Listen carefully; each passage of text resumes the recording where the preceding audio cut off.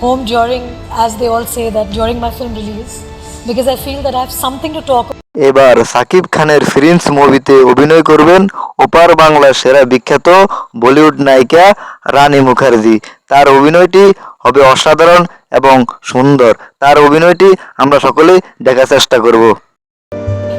Home during, as they all say, that during my film release, because I feel that I have something to talk about.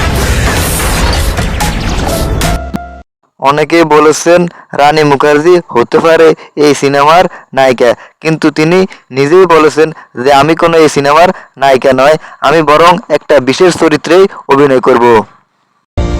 Home during, as they all say, that during my film release, because I feel that I have something to talk about. প্রিয় দর্শক, রানী মুখার্জির cameo চরিত্রটি আপনাদের কাছে কেমন লাগতে পারে বিস্তারিত কমেন্ট বক্সে জানাতে পারেন। ধন্যবাদ।